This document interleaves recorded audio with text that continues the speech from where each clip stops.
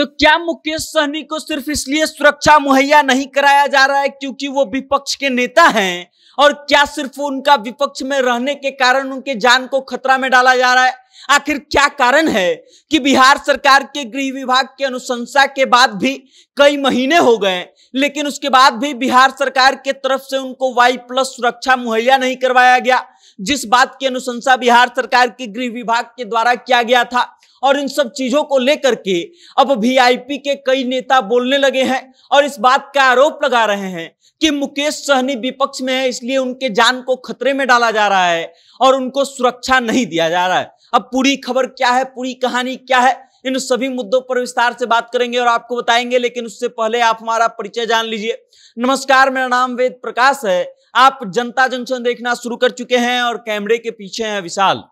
अब याद कीजिए 2024 का लोकसभा चुनाव का समय, जब मुकेश सहनी से उनका सुरक्षा वापस ले लिया गया था, जब केंद्रीय गृह मंत्रालय के तरफ से उनको Y श्रेणी की सुरक्षा दी जाती थी और अचानक से उनका सुरक्षा विड्रॉ कर लिया गया था। और उसके बाद से वीआईपी के नेता जो है मुकेश सहनी, वो बिल्कुल आम नेताओं की तरह हो गए थे। उनके पास सुरक्षा के लिए कोई बहुत ज्यादा चाक चौबंद व्यवस्था नहीं थी। और उसके बाद खबरें आती है कि उनके पिता के साथ अनहोनी होती है, एक बड़ी दुर्घटना होती है और उसके बाद से बिहार सरकार के कानून व्यवस्था को लेकर के तरह तरह के सवाल उठना शुरू होते हैं। और उसके बाद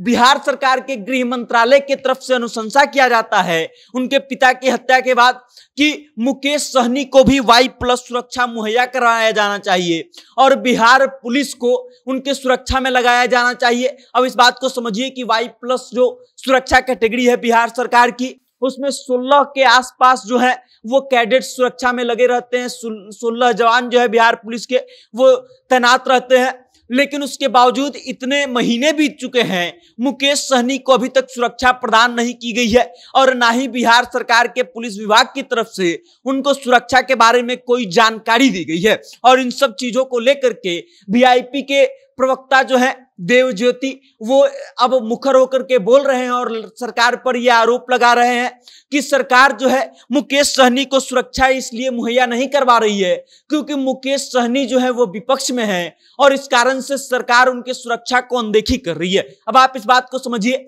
कि बिहार सरकार का गृह मंत्रालय जो है वो नीतीश कुमार के अंदर आता है। नीतीश कुमार के मंत्रालय के द्वारा जो है इस बात की गारंटी दी गई या फिर यूं कहिए कि अनुशंसा की गई कि मुकेश सहनी के जान को खतरा है और उनको Y+ सुरक्षा श्रेणी से सुरक्षा दिया जाना चाहिए। लेकिन बावजूद इसके अभी तक गृह विभाग के द्वारा किया गया अनुशंसा पर कार्रवाई नहीं किया गया है और अभी तक मुकेश सहनी को Y+ सुरक्षा श्रेणी नहीं दिया गया है, जिसके कारण उनके नेता जो है इस बात का आरोप लगा रहे हैं कि मुकेश सहनी के जान को खतरा इसलिए दिया जा रहा है क्योंकि वो विपक्ष में रहने वाले हैं और विपक्ष के नेता नहीं होते, अगर सत्ता पक्ष में होते तो उनको सुरक्षा मिल गई होती। याद कीजिए जब उनके पिता के साथ अनहोनी हुई थी तब इस बात को लेकर के खूब सवाल उठा था, खूब इस बात की चर्चा हुई थी कि बिहार सरकार जो है आंख बंद करके सो रही है, कानून व्यवस्था बिल्कुल भी काम नहीं कर रहा है। और उसके बाद अब जो है मुकेश सहनी के द्वारा की पार्टी के द्वारा इस बात का फिर से एक बार आरोप लगाया जा रहा है कि उनकी नेता को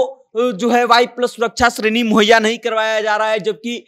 बिहार सरकार के गृह विभाग के द्वारा इस बात का अनुशंसा किया गया था। और अब वापस से एक बार बिहार सरकार पर निशाना साधा जा रहा है, नीतीश कुमार की कुर्सी पर निशाना साधा जा रहा है कि नीतीश कुमार मुख्यमंत्री हैं, उनके अंदर गृह विभाग है, उनके अंदर पुलिस विभाग है और उसके बावजूद जो है मुकेश सहनी को अभी तक सुरक्षा व्यवस्था नहीं मिला है और उनके जान को खतरा में डाला गया है। बाकी अब आप इस खबर को लेकर के क्या सोचते हैं और आपको क्या लगता है कि मुकेश सहनी की पार्टी के द्वारा जो आरोप लगाया जा रहा है वो कितना सही है? अपनी राय कमेंट करके हम तक भेजिएगा और देखते रहिएगा जनता जंक्शन। बहुत बहुत धन्यवाद।